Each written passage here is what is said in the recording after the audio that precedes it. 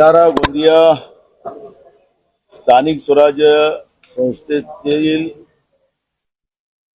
विधान परिषदेच्या निवडणुकाचा आज खऱ्या अर्थानं विड्रॉलच्या दिवशी चित्र आता आपल्याला सगळ्यांना स्पष्ट झालेलं आहे। आमचे उमेदवार प्रफुल्ल अग्रवाल, दिलीप बनसोड आणि नरेश ईश्वरकर असे 3 उमेदवार आम्ही त्यांचा फॉर्म टाकलेला होता। भंडारा आणि गोंदिया जिल्ह्यामध्ये सत्तेचा माज असलेलं जे सरकार आणि त्यांचे लोक भंडारा गोंदिया जिल्ह्याला जंगलराज करण्याचा प्रयत्न त्यांनी चालवलेला होता। आमचे प्रफुल्ल अग्रवाल यांच्या घरी 30 तारखेला पोलिसांची रेड करवली। आमचे गोंदियाचे नगराध्यक्ष शेंडेजी त्यांना ईडीची धमकी देण्याचं काम झालं। आमचे नरेश ईश्वरकर त्यांना खोट्या केसेस त्यांच्यावर लावून प्रशासनाचा वापर करून त्यांच्यावर पूर्ण पोलिसांचा दबाव ठेवण्याचं काम करण्यात आलं। ज्या दिवशी आखरी दिवस फॉर्म भरायचा होता त्या दिवशी सुद्धा 1 तारखेचं त्यांना 31 तारखेला त्यांना नोटीस दिली, त्याला समजपत्र असा शब्द उल्लेख केला आणि यांना 1 तारखेला 12 वाजता पोलीस स्टेशन मध्ये हजर व्हा अशा पद्धतीचं पत्र पोलीस विभागाच्या माध्यमातून देण्यात आलं। त्याचं उत्तर आम्ही दिलं की आम्हाला वेळ द्या, आणि काल आपल्याला पाहायला मिळालं असेल तर नरेश ईश्वरकरच्या घरावर पोलिसांचा पूर्ण वॉच, जवळपास 100-150 पोलीस, स्वतः एसपी रात्री 1 वाजेपर्यंत त्याच्या पलीकडे मोहाडी पोलीस स्टेशन मध्ये बसलेले होते। यांना ताब्यात घ्यायचं आणि दबाव तंत्राच्या आधारावर यांचा फॉर्म विड्रॉल करायचा अशा पद्धतीचं कृत्य सुद्धा या ठिकाणी करण्यात आलेलं आहे। आज आम्ही जे ऑब्झर्वर आहेत पाटील, त्यांना गोपाल अग्रवालजी असेल, मी असेल, खासदार साहेब असतील, माजी आमदार दिलीप बनसोड असतील, आमचे उमेदवार असतील, आम्ही सगळेच्या सगळे त्यांना भेटलो, जिल्हाधिकाऱ्यांना भेटलो आणि राज्य निवडणूक आयोग आणि केंद्रीय निवडणूक आयोगाला या सगळ्या घटनेची आम्ही माहिती दिलेली आहे। दबाव तंत्राचा वापर करून निवडणुका बिनविरोध करायचा जो प्रयत्न भारतीय जनता पार्टीने सुरू केलेला होता आणि भंडारा गोंदियाला जंगलराज करण्याचं काम सुरू केलं, त्याचा विरोध आम्ही सर्वप्रथम या ठिकाणी दर्शवतो आहे आणि त्याची निंदा पण आम्ही करतोय। ही निवडणूक आम्ही सामान्य कार्यकर्ता नरेश ईश्वरकरला उभं ठेवून, कारण की ज्या दिवशी फॉर्म भरायचा होता मोठे मोठे भाषण लक्ष्मी सभागृहात झाले, त्याचे व्हिडिओ आपल्याकडे आहेत, टीव्हीला पण बातम्या आहेत की आमचा उमेदवार गरीब आहे आणि आम्ही सगळे नेते श्रीमंत आहोत, अशा पद्धतीचं भाषण आपण त्या ठिकाणी विरोधकांचे ऐकलेले आहात। आता उलट झालं, आमचा उमेदवार हा एकरभऱ्याचा शेतकरी आहे आणि त्यांचा उमेदवार जवळपास 21 एकराचा जमीन असलेला उमेदवार आहे। ते कर्मानी ते गरीब आहेत आणि आमचा उमेदवार कर्मानी श्रीमंत आहे, त्यात फरक असा आहे। आणि म्हणून मी आपल्याला सांगतो की ही निवडणूक आम्ही लढायचं ठरलं, वेळ आली तर वर्गणी करू, सर्वसामान्याच्या मध्ये जाऊ आणि हा जो जंगलराज नागपूरहून आलेल्या पार्सलने जे सुरू केलेला आहे त्या जंगलराजला या जिल्ह्यामध्ये ब्रेक लावण्याचा प्रयत्न आम्ही महाविकास आघाडी म्हणून आम्ही करणार आहोत आणि त्यामध्ये आम्हाला सगळ्यांची साथ मिळणार आहे, कारण की आमचा उमेदवार हा अपक्ष आहे। मुद्दामून आम्ही पार्टीचा उमेदवार या ठिकाणी ठेवलेला नाहीये। आम्हाला सगळ्यांची मतं घ्यायची आहेत। आम्हाला मताचं आपल्याला माहिती आहे, आमच्या आकडे किती आहे ते तुम्हाला मताचं हे माहिती आहे आणि म्हणून आम्ही उमेदवार हा अपक्ष मुद्दामून ठेवलेला आहे आणि त्यामुळे सगळ्यांची मतं या ठिकाणी मिळतील त्या पद्धतीचा विश्वासही आम्हाला मिळालेला आहे आणि ही निवडणूक काँग्रेस प्रणित उमेदवार नरेश ईश्वरकर बहुमताने जिंकेल अशा पद्धतीचा मी विश्वास या ठिकाणी व्यक्त करतोय. आपण आपले प्रश्न विचारू शकता. आपल्याला हे सगळे पेपरची पीडीएफ प्रिंट मीडियाला आम्ही पाठवलेली आहे आणि ते आपल्याला इलेक्ट्रॉनिक मीडियाला पाहिजे असेल तर ते आपल्यालाही आम्ही ते निवडणूक अधिकाऱ्याकडे ज्यावेळेस तुम्ही भेट घेतली 12:15 वाजता त्यावर त्यांनी काय ऍक्शन घेतलेलं? त्यांनी सांगितले की मी जिल्हाधिकाऱ्यांशी पण बोलतो, निवडणूक आयोगाशी बोलतो आणि त्या पद्धतीचं त्यांनी त्याच्यावर रिमार्क केला आणि आम्ही ऍक्शन घेतोय अशा पद्धतीने सांगितलं. अशा निवडणुका दबाव तंत्राच्या होता कामा नये याची काळजी आम्ही घेऊ. निवडणूक ही पारदर्शक झाली पाहिजे असा त्यांनी विश्वास आम्हाला दिलेला आहे.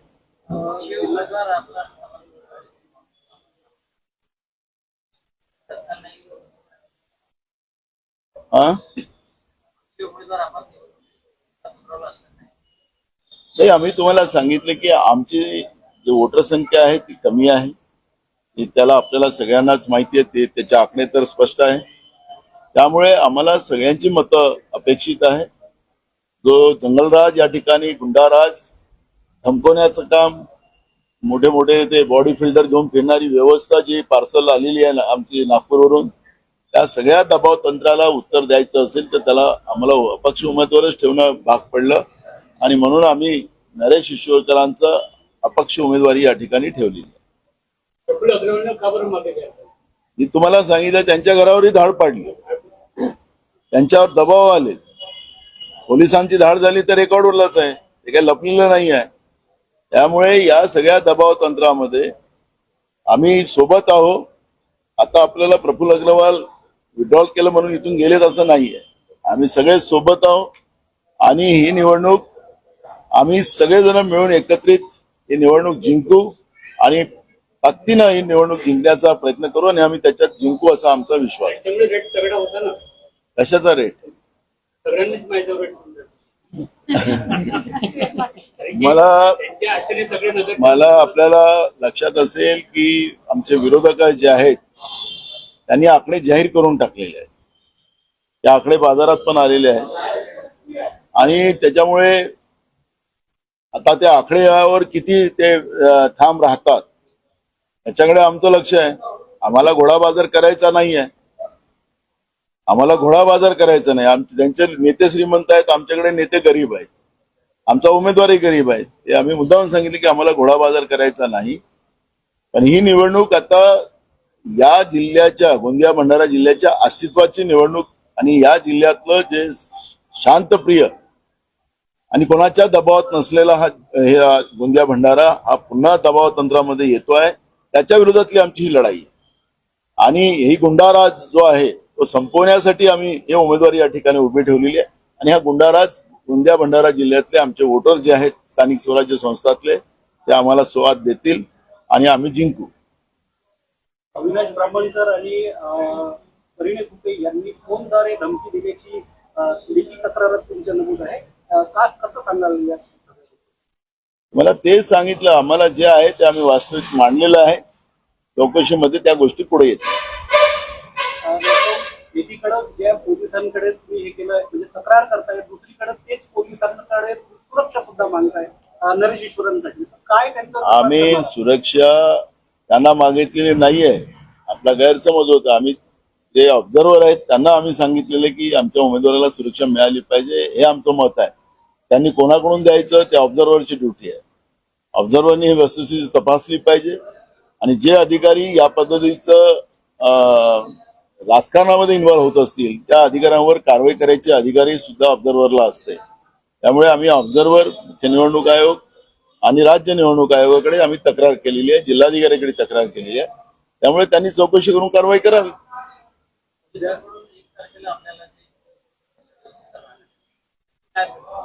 यांच्यावर मला स्वतः मी जेव्हा एसपीशी बोललो, कारण की ठाणेदाराकडे गेल्या, ठाणेदारांनी मला त्या दिवशी आमच्या सोबतच ईश्वरकर साकोलीला मीटिंग मध्ये होते आणि मीटिंग मध्ये असताना मला त्यांनी सांगितलं 5-6 वाजता की मला ठाणेदाराचा फोनवर फोन येतोय की तुम्ही लोकल पोलीस स्टेशनला या. मी म्हटलं की भाऊ काय गडबड आहे म्हणून मी ठाणेदाराला फोन लावला. ठाणेदारांनी सांगितलं की मला सहज बोलवलेलं आहे ते आमच्या जवळचे आहेत म्हणून बोललेलं आहे. मग हे रात्री जेव्हा 11:30 वाजता पोलीस स्टेशनला गेले सकोलीवरून, त्यांनी सांगितलं की तुम्हाला अज्ञात महिलेनी तुमच्यावर आरोप लावलेले आहेत आणि तुमच्यावर रेती माफियाचा तुमच्यावर आरोप आहेत, त्यामुळे तुम्हाला उद्या एसपी कडे 10 वाजता जायचं आहे. मी एसपी ला फोन लावला, रात्री लावला, सकाळी लावला, एसपीचा फोन आला. एसपीने सांगितलं मला मुख्यमंत्री कार्यालयातून हे रिपोर्ट आहे. आता मी एसपीना प्रश्न विचारला, मुख्यमंत्री कार्यालयातून तुम्हाला कागद आलेला आहे तर त्या महिलेचं नाव तर पाहिजे. मग आता तुमच्या विरोधात ते अज्ञात रिपोर्ट टाकलेले मुख्यमंत्री कार्यालयातून तुमच्यावर कारवाई करणार का आपण? तर अशा पद्धतीचा हा जो दबाव तंत्राचा जो प्रकार आहे तो त्याच्यातून स्पष्ट होते. आणि म्हणून तुम्हाला सांगतो की मुख्यमंत्री कार्यालयातून म्हणजे सरकार या पोलीस प्रशासनाच्या माध्यमातून विरोधकांना दाबण्याचा प्रयत्न करत आहे, त्याच्यातून स्पष्ट होत आहे. आणि हे स्पष्ट झालेलं आहे, एसपीने मला स्वतः सांगितलेलं आहे. त्याच्यामुळे या सगळ्या विषयावर आपण गांभीर्याने ज्या ऑब्झर्व्हर निवडणुकीच्या आलेल्या आहेत त्यांनी लक्ष घालावं, अशा पद्धतीचं आम्ही त्यांना सांगितलेलं आहे.